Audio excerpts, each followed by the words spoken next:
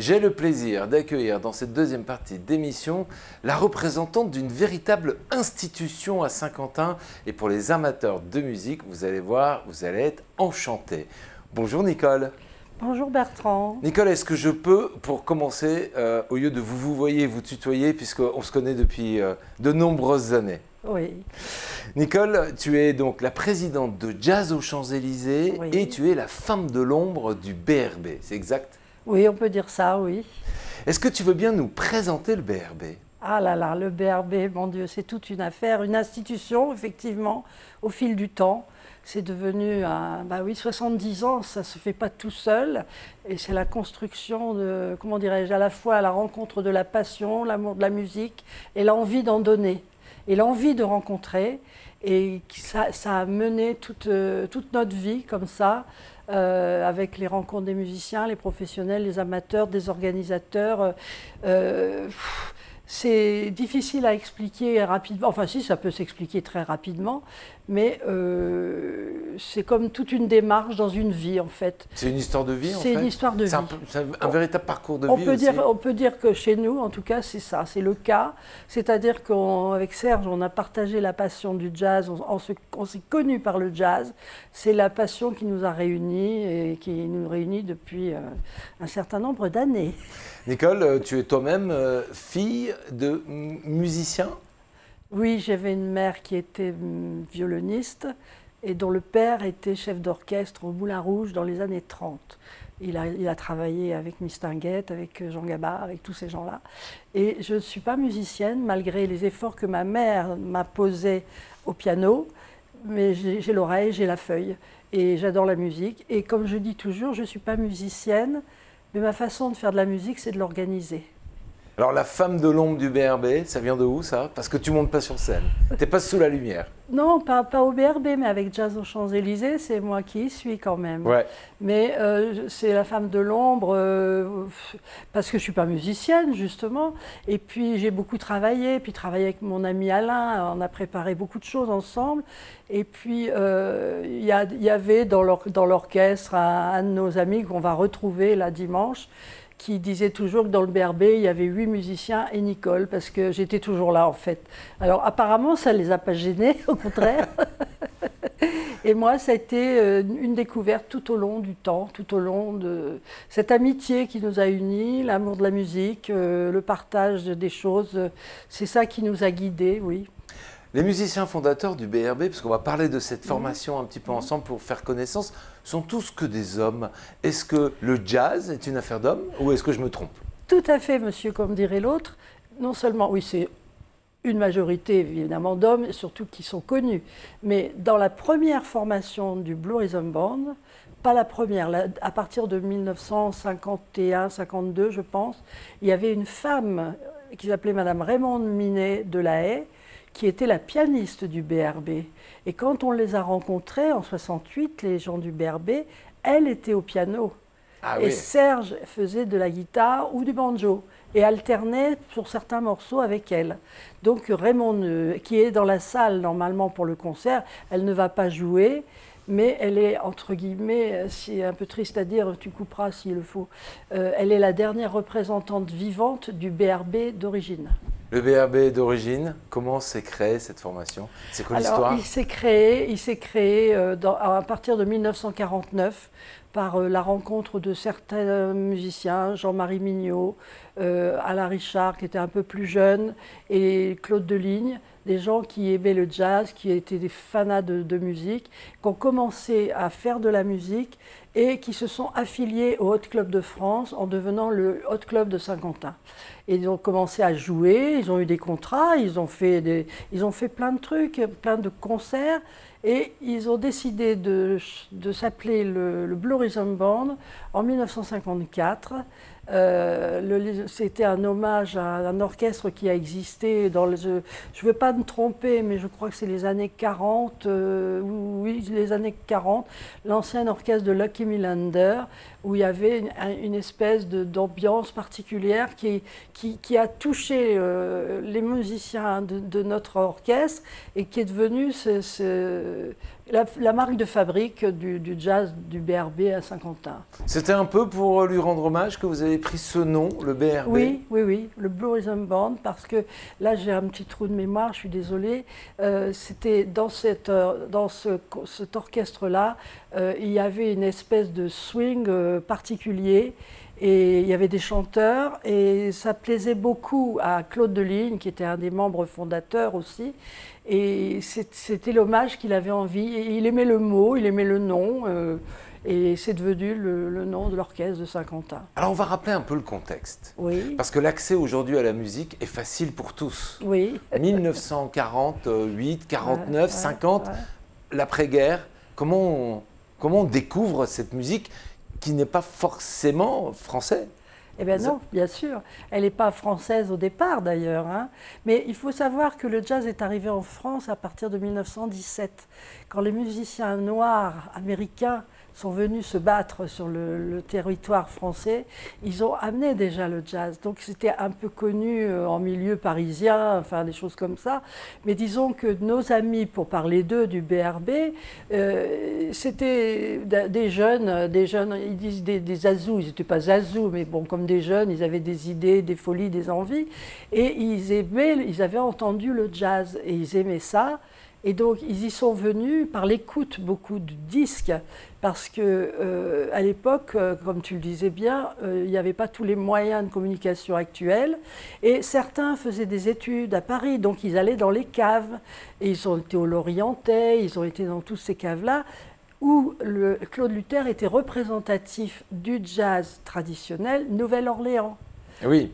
Et ça, c'est les années des débuts du jazz. C'est les débuts du jazz. Alors que dans les années 40, 50, le jazz, c'était déjà plus ça aux États-Unis. Enfin, c'était encore ça, puisque c'est éternel. Mais c'était le jazz bop, c'était le bebop, le hard bop, c'était tout ça. Mais nous, nos amis, c'est le jazz traditionnel.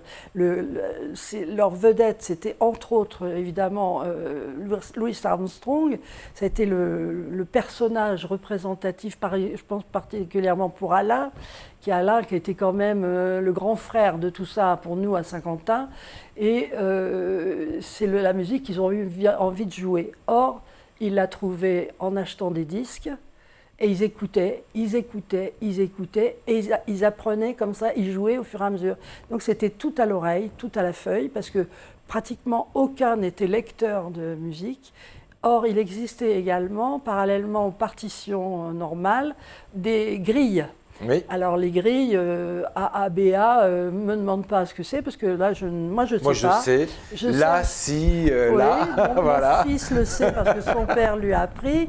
Moi, je n'ai pas tellement cherché. Moi, je suis un peu, comment dirais-je, un peu l'oiseau sur la branche. C'est-à-dire que je suis imprégnée de musique, j'en ai plein. Mais il ne faut pas me demander trop de technique, tu vois. Ce n'est pas tellement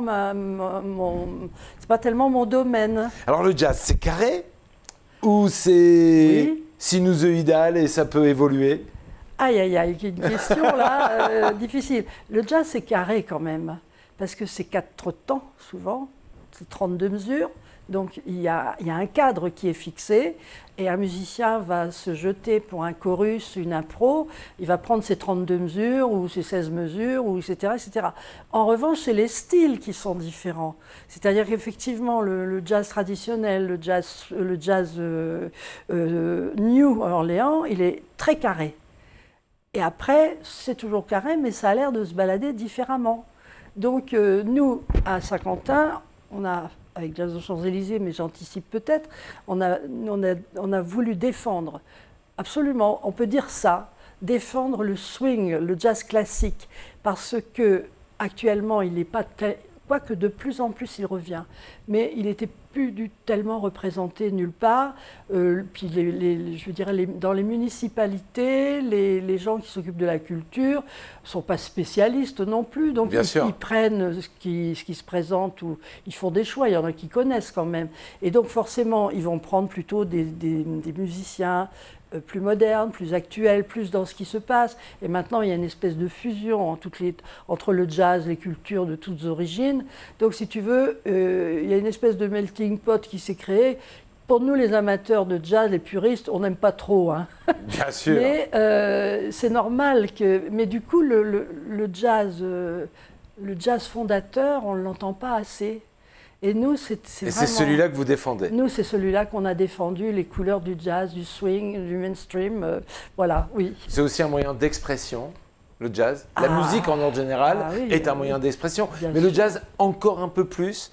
Les musiciens peuvent se lâcher, peuvent s'exprimer à travers leur instrument. Absolument, parce que lorsque tu as un concert, par exemple, et que je parle pour n'importe quel genre de musicien de jazz, hein, tu vas assister à 3 concerts d'un même bonhomme, tu ne vas pas entendre la même chose les 3 fois. C'est 3 choses complètement Or, il joue différentes. la même chose, mais c'est 3 fois différent. Et c'est ça qui est la richesse du jazz, en fait, c'est cette façon de pouvoir improviser selon d'un seul coup l'inspiration que tu peux avoir.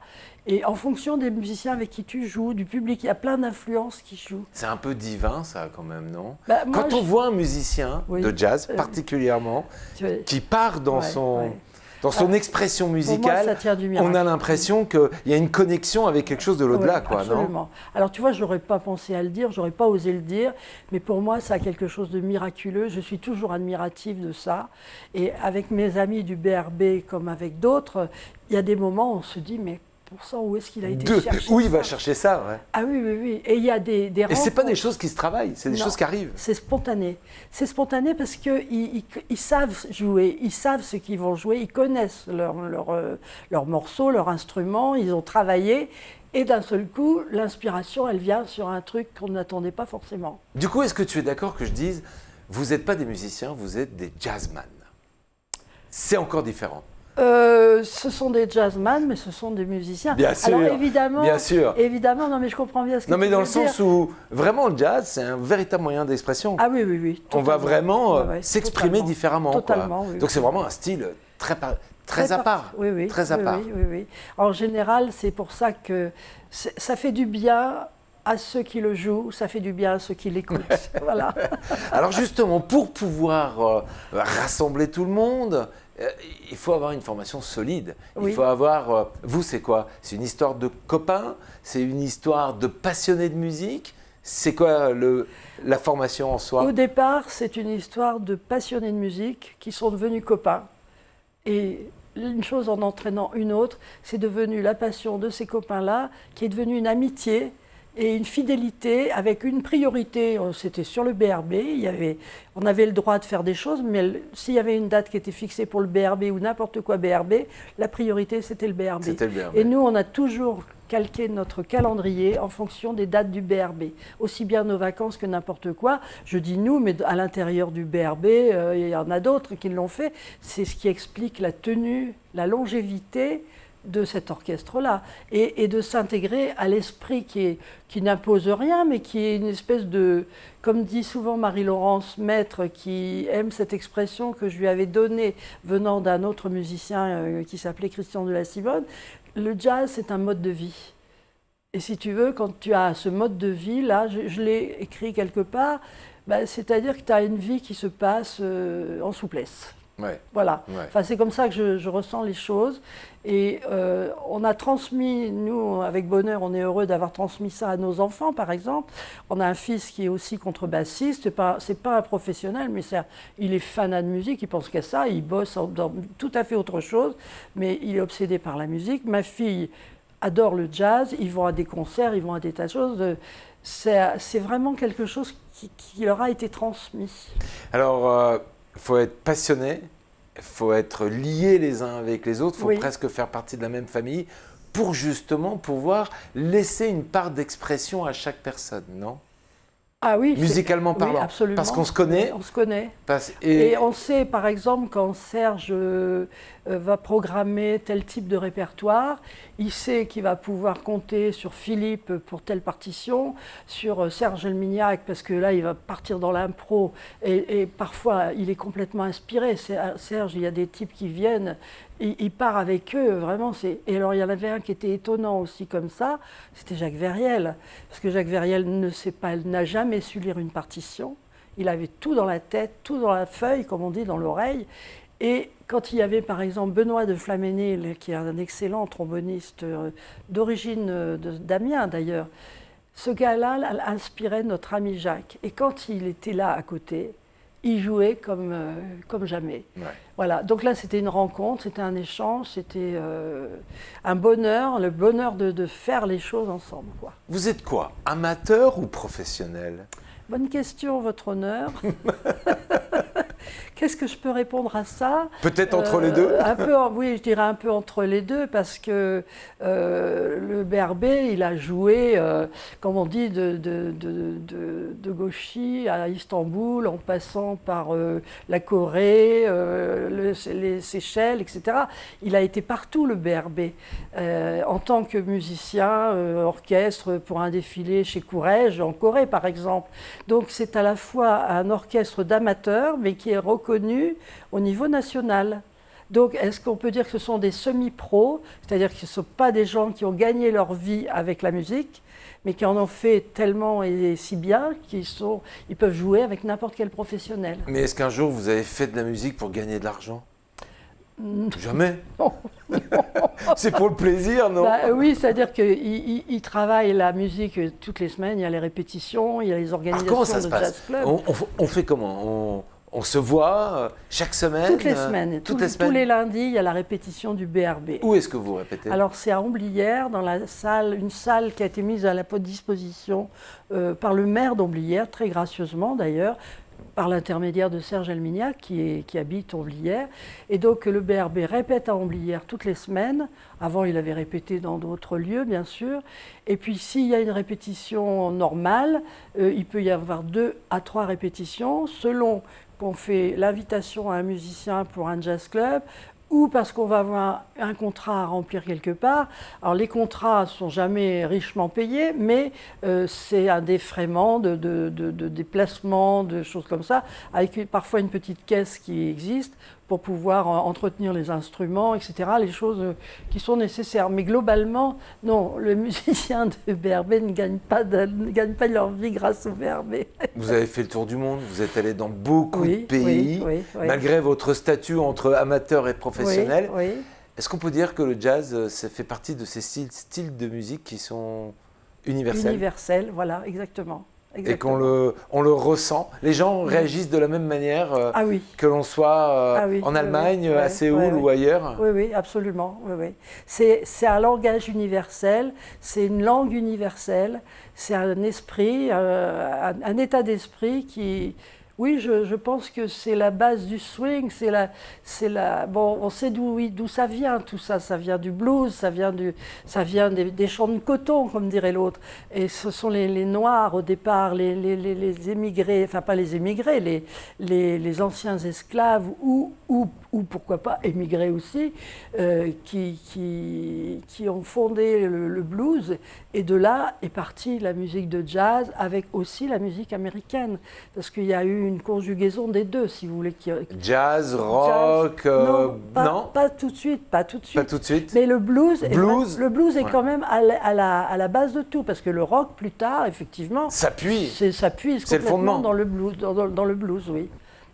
Alors, comment on constitue une formation de jazz ici à Saint-Quentin? Parce que, ok, on a envie, mais... Il faut être un peu fou. Il faut être un peu fou et puis se dire qu'on aime ce truc-là et qu'on sait qu'il y a un tel qui aime ça, l'autre il aime ça, il y a un tel qui sait jouer quelque chose là, pourquoi il ne pourrait pas jouer ci?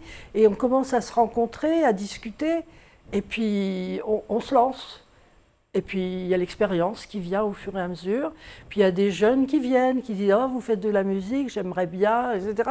Ils viennent, ils s'adaptent, ils viennent, ils y restent ou pas, parce qu'il y a les carrières professionnelles, il y a les familles, donc il y en a qui sont partis, qui sont revenus depuis pour leur retraite. Donc il y a eu des tas de passages comme ça. Pendant un moment, le BRB a été un big band, il y avait... 16 musiciens. Ah oui, il faut les gérer. Hein. Ah oui, c'était un gros truc. Hein. Et Alain, c'était... Il faut les minibus pour faire les déplacements, là.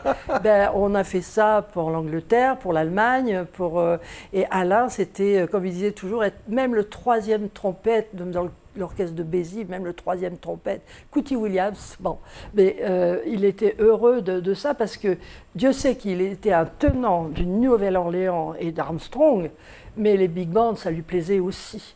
Et donc, c'est vrai que quand il y a, par exemple, en fin de saison de Jazz aux Champs-Élysées, on a pris l'habitude depuis longtemps de faire le dernier, parce que la ville nous aide énormément, hein, vous le savez, enfin, Bien tu sûr. le sais. Bien sûr. Et de donner un grand orchestre toujours à la fin de la saison. Et grâce au Splendide, on peut produire des choses formidables. Et souvent, on a fait venir des big bands, quoi. Et là, ce dimanche, c'est pas le big band BRB, mais ça va faire comme un big band. C'est le BRB et ses amis. Il y a 10 BRBiens, comme je dis. Et puis, il y a les amis, les copains, ceux avec qui on a créé des liens particuliers au niveau musical et esprit, organisationnel et tout, qu'on a invités parce qu'ils sont représentatifs de ce qu'on a fait. Donc, ça va donner, comme on dit chez nous. Alors justement, tu disais que beaucoup de gens sont passés par le BRB. Oui. Tu sais à peu près combien de personnes, musiciens? Une bonne cinquantaine, je crois qu'on est à 54 ou 55 musiciens.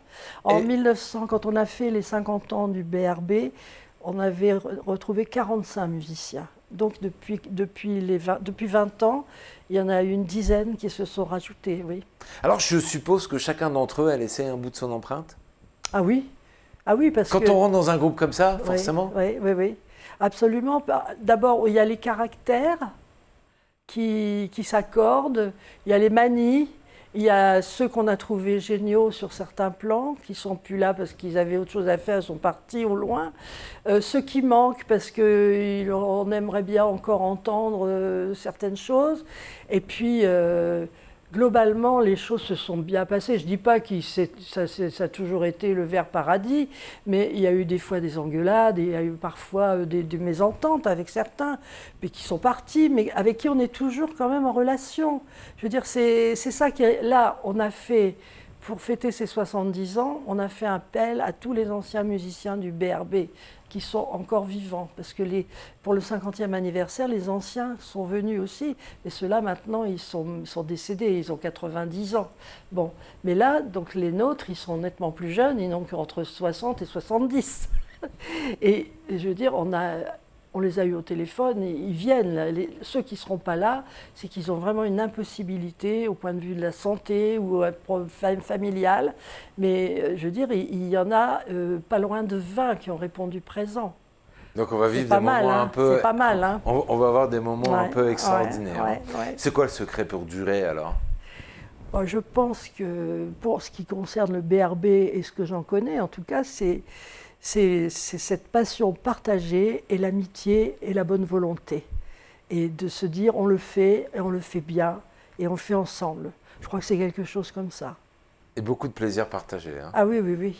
Le plaisir, il est présent sur tous les visages, tout le temps. Hein. Et ben, tu sais ce qu'on va faire? Je te propose quelques instants. On va aller ensemble du côté de la manufacture. On était en 2021. On sortait on était en pleine époque de pandémie. Covid, et la cohésion avec le public ne pouvait pas se faire. Et l'idée, c'était de partager. Ça a été une excellente idée, d'ailleurs. Ça a donné un beau résultat. On va aller regarder un extrait. Vous allez pouvoir vous faire une idée. Un morceau très connu, Sweet Georgia Brown. Ah, en effet. On y va. Mais ceci...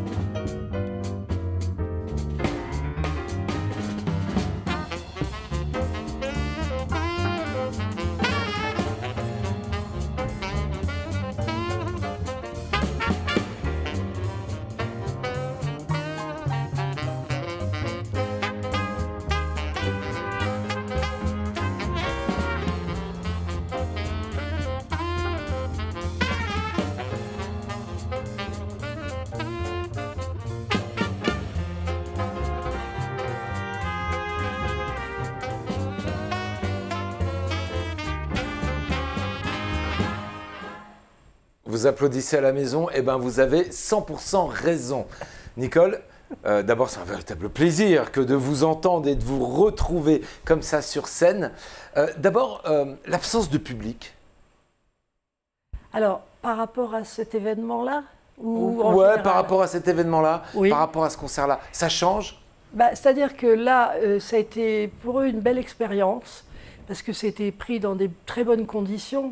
Alors évidemment, l'absence de public, ça fait tout drôle, parce que la musique, c'est quelque chose qui se partage toujours. Mais je sais que les musiciens ont beaucoup apprécié cette expérience, parce que d'abord, effectivement, on vivait la période de pandémie, où d'un seul coup, le monde s'est arrêté, on n'a pas pu faire Jazz aux Champs-Élysées, le BRB ne pouvait plus se produire, on lui avait fait 2-3 propositions par-ci, par-là, et finalement, c'est la proposition de la Manufacture qui a été tenue et qui a permis la création et la diffusion de ce concert. Donc ça a gardé aussi, parce que par exemple, le lien avec les gens. Parce qu'on a dans les associations BRB, Jazz aux Champs-Élysées, on a des adhérents. Donc on a pu communiquer aussi avec ça. Donc les adhérents étaient contents de pouvoir entendre. Et ils savent, comme tu disais tout à l'heure, que ça a maintenu les liens. Et entre deux, on leur donnait des nouvelles. On édite une jazzette tous les trimestres. J'allais en parler. Voilà, dans laquelle on donne les nouvelles, on dit ce qui va se passer, les programmes du Jazz Club, les programmes de Jazz aux Champs-Élysées quand ça va être la période, et puis à l'intérieur de laquelle on essaye de mettre un peu d'autres choses, toujours concernant le jazz. On a 2-3 bonnes petites plumes en ce moment. On a Jean-René Caramel, mais qui n'est pas musicien, qui fait partie de Jazz aux Champs-Élysées, qui écrit bien, qui est très connaisseur en jazz. Et alors on a un Dr Schwing qui écrit superbement. Alors c'est toujours à la limite un peu psychanalytique, mais alors c'est passionnant à lire. Donc cette jazzette, je l'envoie, je suis en communication avec Francine Fonsèque, épouse de Raymond Fonsèque, un célèbre musicien de jazz, hélas disparu bien sûr de nos jours. Et ils éditent depuis, je ne saurais pas dire depuis combien de temps, une revue qui s'appelle Jazz Dixie Swing. Donc nous sommes en relation aussi avec elle. Et je lui envoie toujours les jazzettes, et souvent dans ces journaux, qui paraissent d'une manière bimestrielle, je crois, on est abonné évidemment, elle sort des bouts d'articles qui nous concernent, donne les informations de ce qui se passe à Saint-Quentin, tant au niveau du Blues Rhythm Band que de Jazz aux Champs-Élysées. D'ailleurs, vous avez un super site, c'est Jazz aux Champs-Élysées, oui. Sur lequel on peut retrouver cette fameuse jazzette. Absolument. Pour les amateurs ou pour ceux qui voudraient découvrir. Oui, alors, dans l'extrait qu'on vient de voir, il y a autre chose qui aussi attire notre attention. Il y a le public, l'absence de ce public. Forcément, on le sent, mais voilà, ça faisait partie de l'exercice. L'absence totale de partition. Et pourtant, comme on disait tout à l'heure, c'est carré, c'est en place. C'est le miracle du jazz. Ouais, c'est ça, c'est le miracle. On est tellement imbibé de musique, on la connaît. C'est ça que j'admire moi aussi. Les musiciens, tu as les musiciens, là tu dis ils sont sans partition, ils jouent comme ça. Tu fais venir un gars comme eux là-dedans au dernier moment parce que tu te dis oh il faudrait quand même qu'il y ait par exemple un tromboniste en plus. On n'a pas. Allô, Benoît, allô, machin, est-ce que tu pourrais te rendre disponible pour... Il vient, il arrive, il n'a pas répété, il se met dedans et ça part. Ça, c'est le miracle du jazz. C'est incroyable, ça. Ah oui, ça, c'est fabuleux. Moi, c'est une des choses qui m'a toujours fascinée. C'est-à-dire qu'ils ont répété parfois par téléphone, comme je te disais tout à l'heure, mais on connaît le thème, on connaît le tempo, on connaît dans quelle sonorité, enfin quelle tonalité, merci, ça va se jouer. Serge organise le tout gentiment pour lancer les impros pour les uns et les autres, et puis ça part. On s'écoute, on se regarde. On s'écoute, on se regarde, voilà. Mais il faut un chef d'orchestre dans tout ça, il faut quelqu'un qui mène tout ça, qui dirige un peu tout le monde. Il y a un chef d'orchestre ou tout le monde... Non, Serge. Oui, bah Serge est le chef d'orchestre, évidemment, de l'ensemble. Et depuis quelque temps, le BRB, avec les liens qu'on a créés au sein de Jazz aux Champs-Élysées et Jazz Club, j'avais demandé à Claude Tissandier d'être le parrain de Jazz aux Champs-Élysées parce qu'il était représentatif de la musique swing à laquelle on est attaché, qu'on voulait défendre à Saint-Quentin. Il a accepté d'être le parrain de Jazz aux Champs-Élysées. C'était un des grands musiciens de Claude Bolling, c'était un des piliers de l'orchestre de Bolling, lui-même créateur de tas d'orchestres, enfin, c'est un type fabuleux. Et Serge lui a demandé de faire des arrangements pour le Blue Horizon Band. Parce que Serge fait des arrangements depuis toujours. Et là, Claude fait des arrangements et puis il se place quand il vient, il fonde de temps en temps des masterclass, il les fait travailler et il donne une cohésion à l'orchestre qu'il ne trouve pas toujours lui-même. Si On apprend toujours. Ah ben bien sûr. Même après 70 ans oui. d'expérience et de partage. Bien sûr. Ah, oui, c'est ça la musique, hein. On apprend toujours. Jusqu'au bout, oui, absolument. Alors, 70 ans que vous organisez, tu mènes cette formation, que tu es dans l'ombre de cette formation, mais cette formation existe. Un souvenir ou deux, trois souvenirs, deux, trois temps forts comme ça? Ah là là. C'est difficile de résumer 70 ans, je dirais que, moi, ça fait pas anecdotes. Ça fait pas 70 ans que je mène le truc parce que, entre guillemets, je n'en ai que 73. Donc, oui. Mais à souvenir, oui. D'abord, quand j'ai entendu Serge la première fois, c'était en 1968, il répétait, il débarquait, il avait fait ses études, il débarquait de l'armée. Et il est venu jouer au... C'était dans un lieu à Saint-Quentin. Oui, le foyer des jeunes de la rue Sainte-Catherine. D'accord. Voilà. Et moi, j'y allais parce que j'avais d'autres copains qui faisaient de la musique à l'époque, qui faisaient déjà du jazz ou qui pensaient en faire. J'ai rencontré Denis Lefebvre aussi comme ça. Il a frayé là-dedans aussi. Et puis, un jour, il y a eu le BRB qui est venu répéter. Et là, on a rencontré les gars du BRB, et bien on ne s'est plus quitté, voilà. Ça, c'est un souvenir, c'est vraiment un Donc la première souvenir. Rencontre avec le BRB, oui, ça c'est un souvenir fort. Oui, un moment fort sur scène, ou une prestation, ou un moment magique, quelque chose qui t'a marqué? Alors, peut-être dans les 50 ans? Parce que ces moments d'anniversaire sont des moments forts aussi. Oui, absolument. Je suis en train de... Excuse-moi, je réfléchis parce que j'ai tellement de choses en tête que c'est difficile de... Mais je dirais que chaque concert est un moment fort. Absolument. Chaque rencontre avec le public est un moment unique en fait. Ah, oui. C'est ma question qui n'est pas bonne. Non, Ce problème, il est là. pas du tout, pas du tout. C'est-à-dire que moi, je vis tout ça, comme je te dis... pleinement et en même temps sans compiler, sans trop... Oui, bien sûr. Et donc, il y a eu des moments extraordinaires avec certains musiciens et je sais que j'ai des souvenirs de Jacques, par exemple, par moments que je trouvais absolument extraordinaire, dans un jeu sain, très comment dirais-je, à la fois très sobre et très raffiné. Bon, mais à quel moment ça s'est passé, ne me le demande pas. Est-ce qu'il y a eu un moment où vous vous êtes dit on arrête? Jamais. Jamais. Jamais. Il y a eu des moments où on a douté, parce que, par exemple, il y avait un changement dans la formation, dès qui partait, dès qui voulait rentrer, mais on se demandait ce que ça allait donner. Donc, et puis maintenant se pose la question du vieillissement. Mais jamais on s'est dit on arrête, non, mais jamais. On se bonifie avec l'âge. Ah oui, oui, oui. Un musicien ne prend jamais sa retraite. On aura l'occasion d'en parler à la fin. Impossible. Impossible. Alors, il y a 20 ans, vous décidez de créer l'opération Jazz aux Champs-Élysées. C'est une idée un peu bizarre, saugrenue, on ne pense pas qu'elle va prendre, on ne pense pas qu'il va y avoir le public. Comment elle naît cette idée qui maintenant est devenue un festival? Oui, oui. Bah, c'est quoi l'histoire de ce Jazz aux Champs-Élysées? Cette idée du festival, c'était au départ une animation, créer des petits concerts en extérieur, donc en plein air. En plein air. Dans le petit jardin des Champs-Élysées. Gratuit? Gratuit, ouvert à tous et donc sponsorisé par la ville de Saint-Quentin. Et au départ, ça a été organisé sous l'égide du BRB, puisque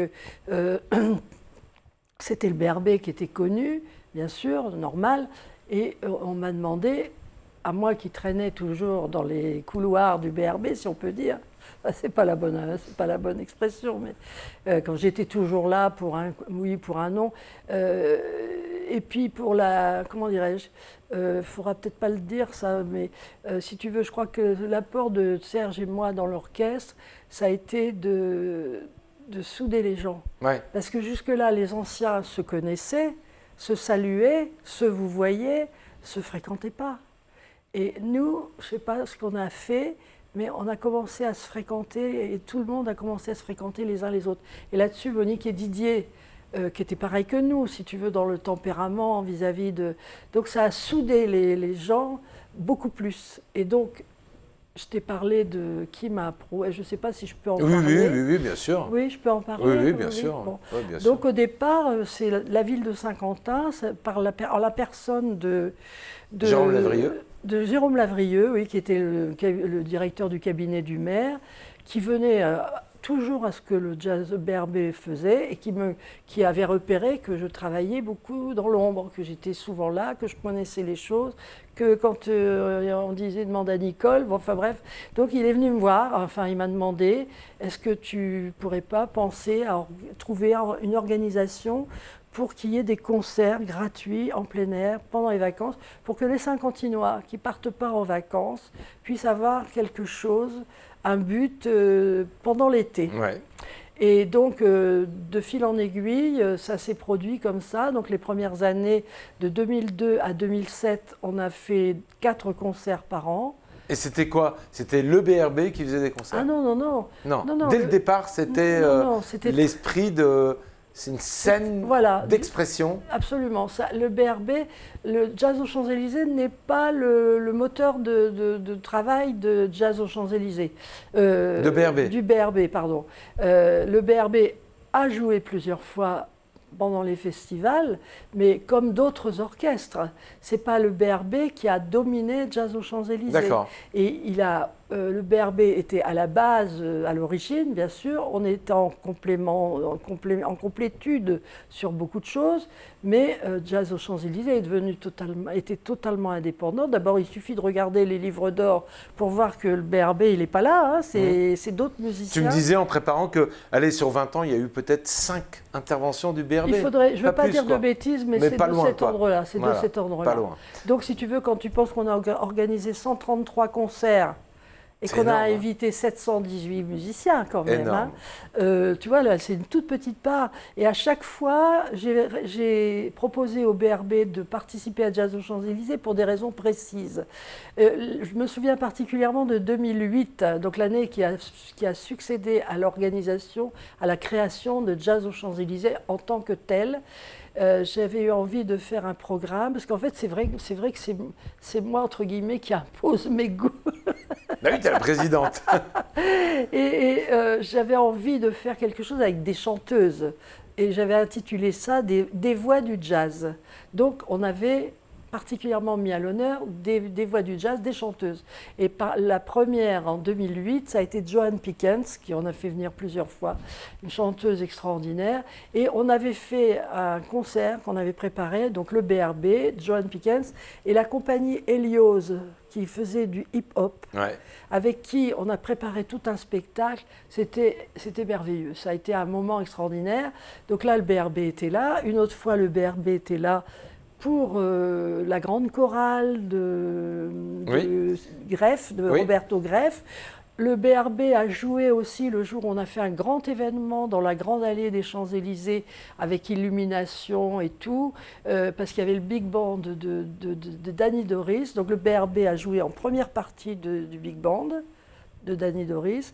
Le BRB a rejoué une autre fois encore avec une chorale, je crois. Oui. C'est certain même, et il a rejoué pour le dernier concert de 2019, je crois. Jouer en plein air, c'est revenir aux racines du jazz? Le jazz se faisait en plein air, à la New Orleans, si tu veux, au départ, on peut dire ça, parce que le jazz étant issu du blues, les gars qui travaillaient dans les champs de coton, ils travaillaient dehors, hein, ils chantaient en travaillant. Et après, bah, évidemment, tu as toute la période de la Nouvelle-Orléans, avec les orchestres qui défilent dans les rues pour les mariages, les enterrements, pour toute occasion. Il y a des défilés enfin, de musiciens, enfin, c'est assez extraordinaire. Et puis après, le jazz est devenu, on va dire, un peu plus, comment dire, avec justement des partitions, des lecteurs de partitions, ou des big bands. Alors les big bands peuvent jouer dehors, bien sûr. Mais souvent, on les retrouve dans des clubs, dans des caves, oui, dans des lieux un peu confinés, et pour un public un peu initié. Oui. Alors que là, on vient en plein air, on vient dans un lieu de vie, dans un lieu apprécié de tous. Oui. Est-ce que tu as le souvenir de gens qui vous découvrent? Oui, absolument. Qui connaît pas. Et d'un seul coup tombent amoureux. Et tombent amoureux parce qu'il y a une chose extraordinaire avec le jazz, enfin, comme la musique en général. Bon, tu as plein de gens qui passent, ils entendent ou ils n'entendent pas. Puis tu en as qui s'arrêtent, et là, ils ne bougent plus. Et alors là, ils ont la musique qui se fait devant eux. C'est-à-dire que la musique, elle prend une forme de chair. C'est-à-dire que ce n'est pas une bande qu'on entend quelque part. Ça change tout. D'un seul coup, on voit un gars avec un instrument, et le gars, il joue, et il partage ça avec d'autres, et ça donne un truc extraordinaire. Et ça, c'est des souvenirs précieux. Oui, c'est oui, des tout moments, à fait précieux. C'est des moments incroyables.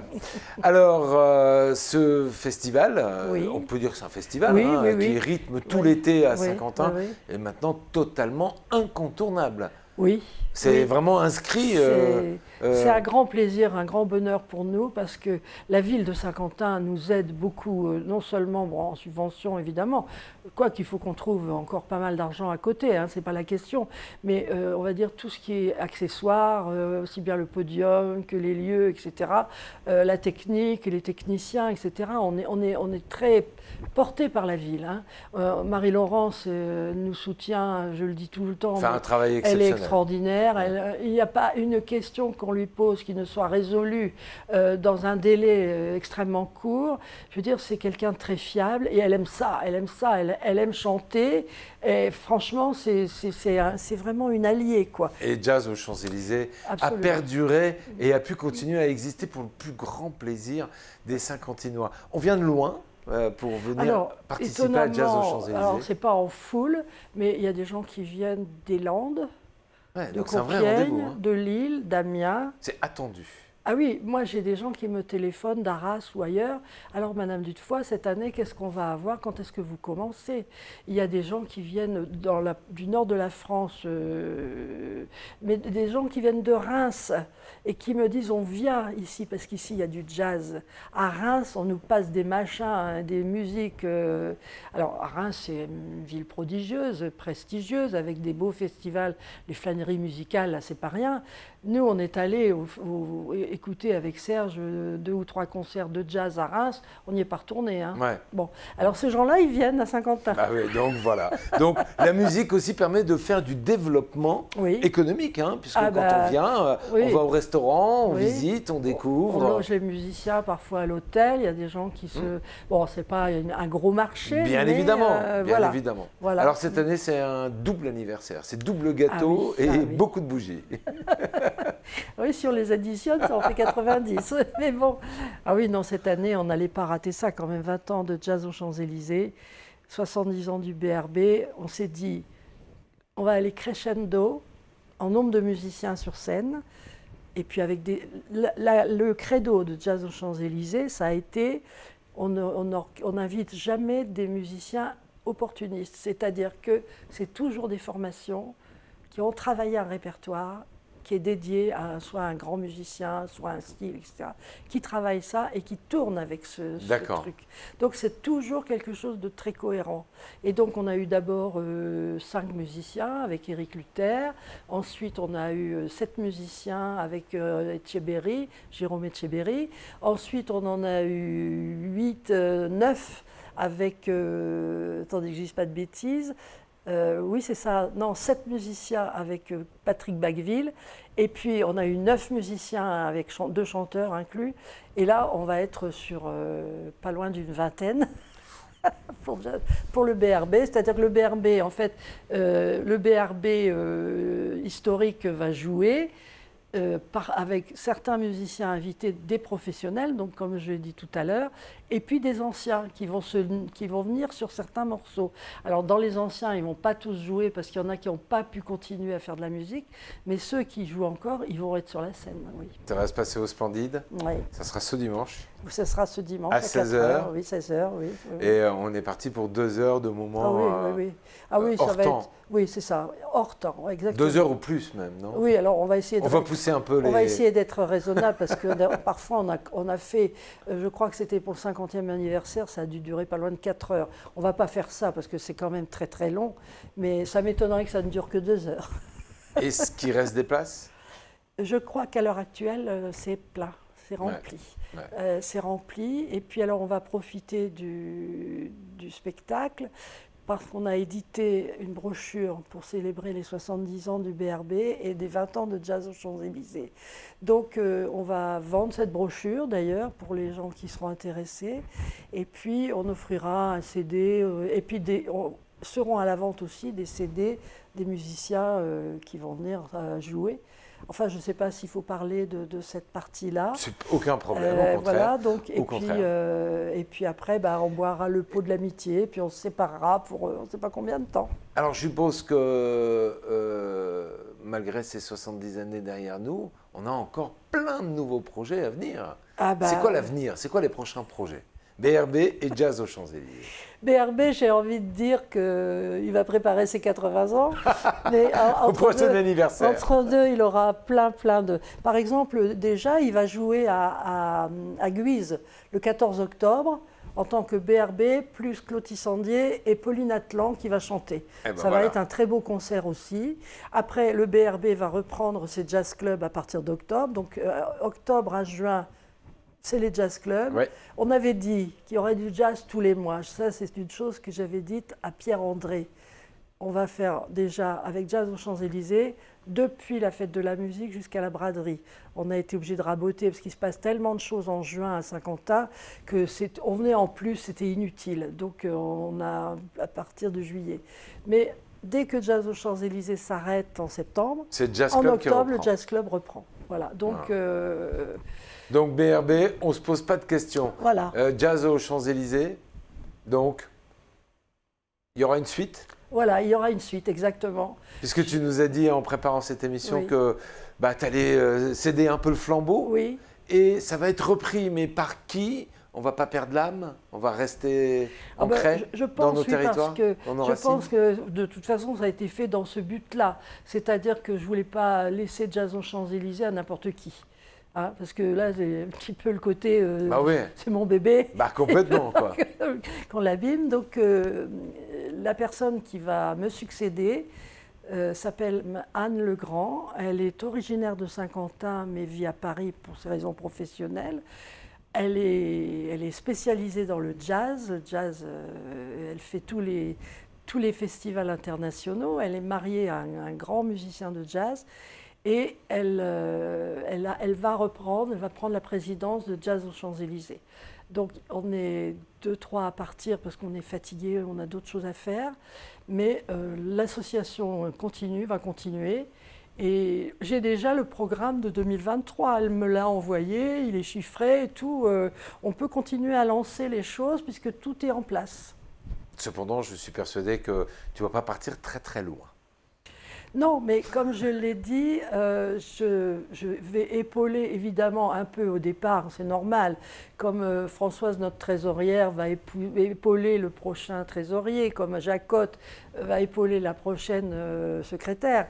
Mais j'ai envie d'aller au concert en spectateur. Voilà, c'est ça. J'étais sûr que tu allais me dire ça, qu'on te retrouvera au concert en spectateur pour apprécier tout ça. Voilà, exactement. Et je rappelle que si on veut découvrir l'histoire du BRB et de Jazz aux Champs-Élysées, très très belle exposition à la Galerie 115. Absolument. Un petit coup de chapeau à notre ami Didier Dutoit, qui est à l'origine de l'ensemble de ces... Didier, il a une place de ces plaquettes. Pivot dans tout ça, parce que tous les documents qu'on peut faire depuis...